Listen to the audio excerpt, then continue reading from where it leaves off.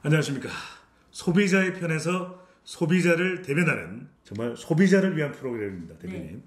소비봉황. 네. 네. 오늘 벌써 5번째예요. 5번째. 벌써 이렇게 됐습니까? 네. 시간 진짜 빨리 가죠. 저희가 일주일에 하나씩 업로드를 했는데 벌써 5주째 찍는다. 이렇게 보시면 될 것 같아요. 네. 우리 소비봉황 C맵이죠. 네. 대표님. 소비자 정보 플랫폼 C맵. C맵입니다. C맵이 네. C가 이제 컨슈머. 네, 그래서 네. 컨슈머 내비게이션이라는 의미로 이 T맵 있지 않습니까? T맵은 교통 내비게이션인데 그렇습니다. 네. 우리는 이제 소비 생활을 잘하기 위한 내비게이션이다 이런 뜻으로 C맵이라고 이름을 지은 겁니다. 네. 그중에 대표 프로그램. 우리 방송을 알고서 네. 소비를 하고 네. 과연 어떻게 소비해야 될지를 제대로 하는 것이 그렇죠. 우리 프로그램 목적이거든요. 네네. 소비봉황. 우리는 항상 소비자의 편에 선다는 거 그렇습니다. 잊지 말아주시고요. 네. 그래서 소비자분들도 반드시 잊지 말아셔야 될 것은 꾹 하고 구독을 눌러주셔야 네. 우리 프로그램이 또 오래갈 수가 있겠습니다. 자, 오늘도 소비자의 여왕, 네. 소비자 포럼, 소비자 CNI 연구소 소장 대표 네. 자, 조윤미. 조윤미 대표님 모셨습니다. 반갑습니다. 대표님 날씨가 너무 더워졌죠? 더워졌습니다. 네. 그리고 근데 일단은 미세먼지도 많이 줄고 좀 네. 화창해져서 네. 저는 개인적으로 너무너무 좋은 것 같습니다. 이 계절이. 좋습니다. 네네. 네. 자, 그런데 대표님 네. 날씨가 더워지면 네. 저 같은 사람은 차를 타면 이거 정말 빵빵 틀어야 되거든요. 에어컨요. 네. 빵빵빵 틀어서 네. 어우 시원해. 땀이 비 오듯이 줄줄줄 흐르게 됩니다. 그런데요. 최근에 자동차도 이 에어컨을 빵빵 틀려면 기름이 많이 들 수밖에 없는데 네네. 최근에 참기름이 아니라 금기름 이야기가 나오고 있습니다. 휘발유 가격이 지금 엄청 뛰고 있죠. 그렇습니다, 대표님. 지금 현재 한 네. 20주 연속 지금 인상이 되고 있어요. 네. 네네. 그래서 근데, 주유소에 가서 이렇게 기름을 넣으면 네. 대표님 악 소리가 난다 그럽니다. 네. 아니 그러니까 이게 예전에는 우리가 기름을 넣을 때 정말 기분이 좋거든. 야 이제 정말 기름 좀 넣고 신나게 달린다 그랬는데 네. 딱 기름을 넣으면 에게게 아니 그 몇 리터밖에 안 넣었는데 이렇게 나와? 지금 이제 리터당 1,500원을 넘어섰어요. 넘어선 지 딱 이틀 됐습니다. 5월 8일 네. 정도부터 1,500원을 넘어섰으니까. 어버이날 이거 차 몰고 가지도 못하겠네요. 네네. 근데 더 걱정이 이제 네. 당분간 더 오를 것 같다라고 하는 예상이 돼서 이제 더 걱정이에요. 그러니까요, 왜냐하면 대표님. 이제 사실 기본적으로는 네. 가장 큰 영향을 받는 게 국제유가인데 국제유가가 지금 계속 인상이 되거든요. 왜 그런 겁니까? 왜냐하면 산유국들이 네. 생산량을 지금 조절을 하고 있습니다. 산유국들이요. 네, 산유국들이 서로 네. 회의를 해서 우리가 감량을 할지 또는 증량을 할지 하는 것들을 정기적으로 결정을 하는데 그렇죠. 지금은 산유국의 생산량을 감량하는 정책을 공급을 줄이면서 그렇습니다. 자기들에게 유리한 네, 석유 값을 일정적으로 가격을 좀 높게 유지하기 위해서 지금 선유국들이 감량을 하고 있어요. 그래서 지금 네. 120만 배럴 정도 감량해서 생산을 하고 있는 겁니다. 그러니까 계속적으로 이 기조가 유지되는 한은 네. 국제유가가 올라갈 수밖에 없다. 자기들은 석유 생산한다고 이렇게 네네. 갑질을 해도 되는 겁니까? 석유 갑질 아닙니까? 근데 이제 사실은 너무 떨어졌었어요. 국제유가가 한동안 네. 거의 이제 한 $50 이하로 떨어졌었거든요. 그런데 이게 지금 한 $70 정도 수준까지 올라갔습니다. 그러니까 적정한 가격이라고 생각되는 가격이 형성될 네. 때까지 이제 감량을 하거나 증량을 하거나 이런 것들을 조절하는 거죠. 그러니까 또 하나는 점점 올라가죠. 또 다른 이유는 또 뭡니까? 이제 뭐냐면은 리비아에서 이제 원유를 네. 생산하고 있는데요. 리비아, 아프리카 네. 북쪽, 북아프리카죠. 그렇습니다. 리비아. 거기서 이제 하루 평일 한 130만 배럴 정도를 생산한다 그래요. 네. 근데 여기서 이제 지난달 초 정도부터 내란이 발생했어요. 내란이 발생하면은 생산량이 줄어들죠. 그다음 또 하나가 베네수엘라에서 대규모 지진이 발생했는데 네. 여기도 아주 대표적인 그 산유국 중에 하나거든요. 그러면서 또 생산량에 차질을 빚게 됩니다. 아니 이 나라도 지금 정정이 굉장히 불안하지 않습니까? 보면 그렇습니다. 무슨 마두로 대통령이 네. 지금 대통령인데 과이도 네. 국회의장이 또 내가 대통령이다. 네. 이런 것도 지금 걱정스럽네요. 아주 대규모 그 정전 사태가 발생되면서 네네. 이 산유량에도 영향을 미치게 된 거죠. 거기가 아주 지금 뭐 시끄러운 것 같습니다. 네, 여러분. 그러니까 네네. 석유 생산 주요국들이 굉장히 불안하다. 네. 그런데 대표님, 네. 이건 무슨 이야기입니까? 이란이 이란. 문제다. 네. 이란하고 지금 네. 이제 미국하고 네. 긴장 가격이 계속 높아지고 있어요. 그렇죠? 미국에서 이제 대이란 제재를 지금 하고 있는데 네. 그 추가 제재를 할 것이냐 말 것이냐. 네. 제재를 하면서 거기에 한국도 포함될 것이냐 말 것이냐라고 하는 것들을 이제 계속 결정들을 해가고 있는데요. 네. 1차적으로는 한국은 이제 제외가 돼서 네. 그 교역을 하는 데는 문제가 없었어요, 그동안은. 그런데 이제 네. 이게 지금 다시 재결정을 하는 시점에 와 있습니다. 그래서 만약에 이란의 그 제재에 한국도 포함이 된다 그러면 우리가 이란하고 이 산유 대표님 제가 찾아봤거든요. 네. 포함이 됐어요.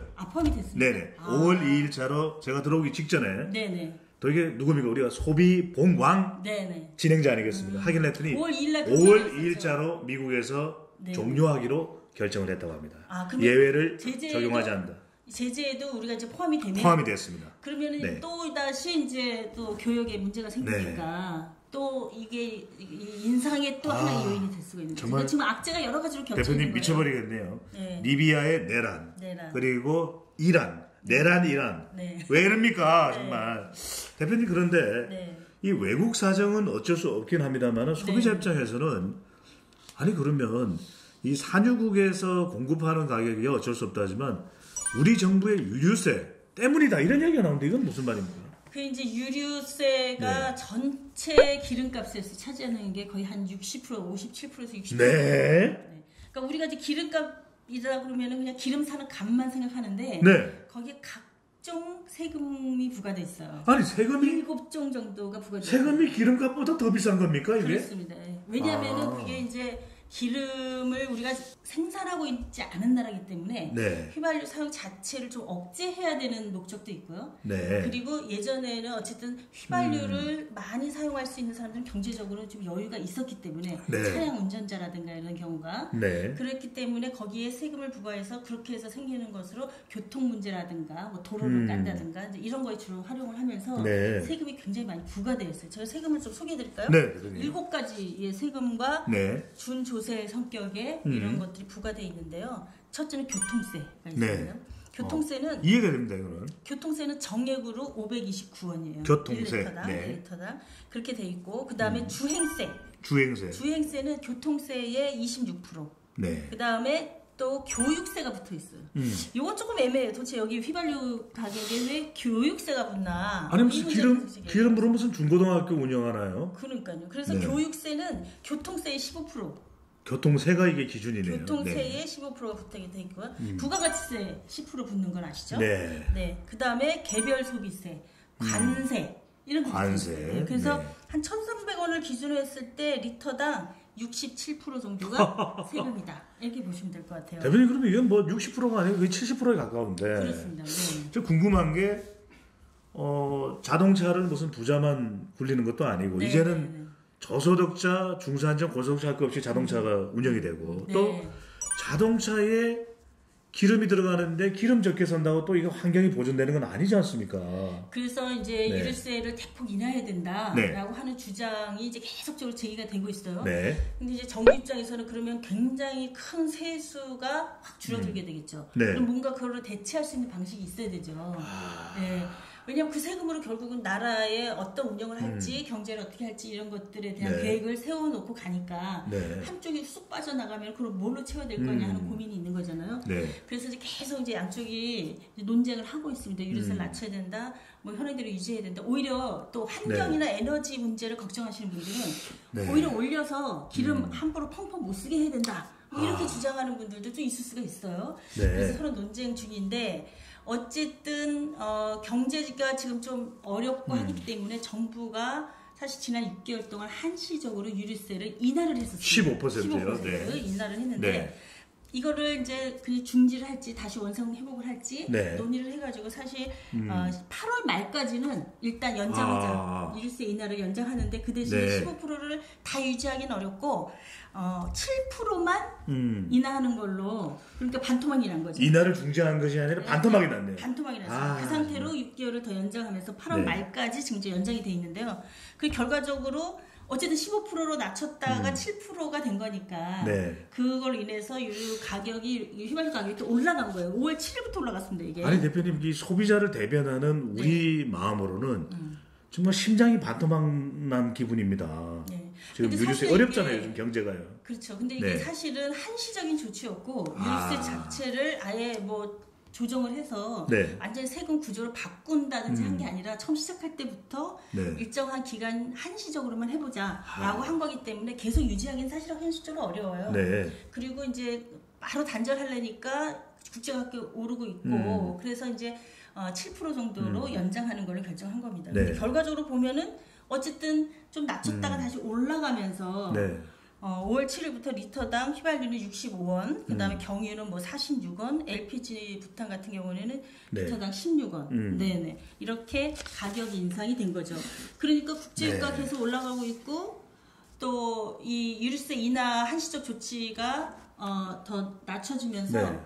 이게 5월 7일이거든요. 5월 8일을 기점으로 해가지고 드디어 서울의 주유소에서 휘발유 가격이 리터당 1,500원 선을 넘어섰다. 대표님 근데 항상 우리가 이게 세금 이야기를 할 때 보면 네. 직접세와 간접세를 이야기하거든요. 네. 근데 유류세, 네. 주세 네. 이게 다 간접세인데 간접세죠. 네. 대표님 근데 우리 소비자 입장에서는 네.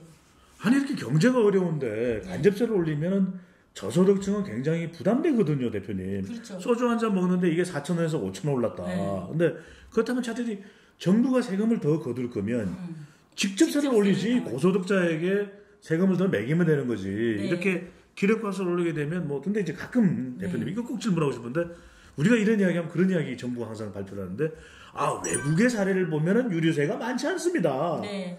근데 대표님 이거 진짜 소비자들이 정말 소비자가 봉을 하느냐 소비자 왕이거든요. 네. 근데 네. 정말 그렇게 이야기를 하면 아니 우리 굶어 죽으라는 겁니까? 어떻게 하라는 겁니까? 그래서 이제 직접세 부분을 네. 강화해서 지금 간접세 부분이 훨씬 더 많이 강화돼 있어요. 그러니까요. 그렇게 조정해야 된다는 얘기도 계속적으로 많이 있어요. 근데 네.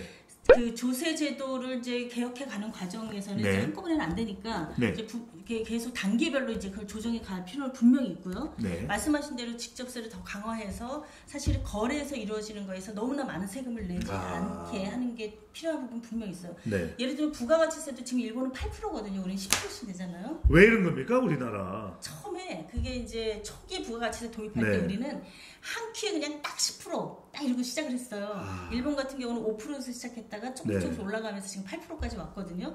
그래서 나라마다 조금씩 조세 제도 자체가 좀 차이가 있는데 네. 어쨌든 전체적인 방향을 보면은 직접세를 훨씬 더 강화해 가야 되고 네. 또 특히 이제 휘발유 같은 경우는 예전에는 부유층 일부 뭐 이랬지만 지금은 그러니까요. 휘발유까지 보편적으로 쓰는 거예요. 전기세도 마찬가지잖아요. 예전에는 집집마다 에어컨 있는 집이 거의 없었으니까. 그렇죠. 없는 집이 어디 해가지고 있습니까? 에어컨 돌리면은 뭐 네. 폭탄 나오게 하고 했는데 지금은 뭐 에어컨 없으면 여름을 알 수가 없는 상황이 되니까요. 네. 이런 경제적 상황의 변화에 따라서 조세 정책들도 네. 좀 유연하게 변화들을 좀 해야 되는 거죠. 대표님이 일본 이야기하시는 건 일본은 부가가치세가 8%입니다. 네, 네. 대한민국은 10%. 아니 우리 대표님이 큰 활약을 했던 후쿠시마 대첩에서는 우리가 일본을 이겼는데 아니 부가세 우리 일본 좀 못 이깁니까? 네, 안타깝습니다. 그거는 이제 뭐 8%가 좋냐 10%냐가 좋냐 일본도 10%를 목표로 가고는 있어요. 그래서 단적으로 얘기하기는 어렵고 어쨌든 조세 제도 전체를 지금의 우리 생활 패턴에 맞게 다시 손볼 필요는 분명히 있다. 예, 그렇게 이제 결론을 할 수가 있을 것 같습니다. 자, 소비자를 대변하는 소비자의 편에서 소비자를 대변하는 소비봉황 지금 휘발유 이야기를 하고 있는데 대표님 그렇다고 우리가 이게 내란, 이란, 유류 우리가 굴복할 또 우리 소비봉황이 아니거든요. 자, 이 가격이 오른다면 또 휘발유를 아주 효과적으로 절약하는 방법 우리 조윤미 소비자 여왕 대표님이 결코 놓치지 않지만 세 가지 방안. 첫 번째 방안 뭡니까 대표님? 우선 주유하는 시간. 이게 낮이고 밤이고 똑같은 게 아닙니다. 약간 날씨가 쌀쌀한 때 주유를 하면 훨씬 더 절약을 할 수가 있어요. 아침이 되겠네요. 새벽입니다. 자, 자 노래처럼 낮이나 밤이나 아닙니다. 새벽입니다. 네, 대표님. 새벽에 또 기름 들어 나가기 힘드니까 아침에 하는 게 좋다. 왜냐하면 이게 온도가 높아갈수록 팽창해요. 그래서 실제로 들어가는 양이 줄어들 수가 있습니다. 그런데 아침에 쌀쌀할 때 온도가 그 차이가 낮을 아주 때, 크지는 않을지라도 온도가 낮을 때 주유를 하면은 훨씬 더 압축해서 들어간다 이렇게 보시면 될 것 너무 같아요. 좋습니다. 주유는 언제? 아침입니다. 아침에, 자, 두 번째 휘발유를 절약하는 방법 70% 정도만 드시면 됩니다. 70%입니다. 그리고 차체 전체 무게를 어쨌든 줄여야 돼요. 그래서 우리 이제 만땅 이런 거 좋아하잖아요. 그렇잖아요. 뭐 꽉 채워주세요. 뭐 이런 만땅 일본 말입니다. 꽉 채우는 거. 일본 말. 꽉 채워주세요. 그런데 한 70% 정도 채웠을 때가 가장 연비도 좋고 전략할 수 있는 방법이에요. 꽉 채워가지고 차량의 무게를 높이면 대표님 궁금해지네요. 기름이 많이 들어가요. 30%도 아니고 40%도 아니고 50도, 60도 아닌 네. 70% 이유가 뭡니까? 왜냐하면 차 주유를 하는데 네. 기름을 또 너무 낮게 넣어놓으면 자주자주 넣어야 되잖아요. 그러니까는 꽉 채우지 말고 약간 빈틈을 둬라. 네. 그런 뜻이고요. 70%입니다. 네. 그 다음에 이제 타이어 공기압. 마지막. 네. 공기압을 체크하는 두 번째. 건데 네. 우리가 타이어 공기압 체크를 잘 안 해서 이게 이 공기압이 빵빵해가지고 네. 타이어가 돌아가야 되는데 이게 빠진 상태로 돌아다니면 훨씬 더 연비가 많이 들어가고요. 네. 그래서 한 11% 정도만 빠져도 이 연료 소모량이 엄청나게 늘어난다 그래요. 그러니까 공기압을 체크하셔서 그리고 이거는 또 안전과도 관련되어 있습니다. 네. 그래서 타이어 공기압을 체크하셔서 항상 적정 수준 이상 딱 유지하도록 네. 그렇게 하는 게 굉장히 자, 세 가지입니다. 첫 번째 아침에 주유.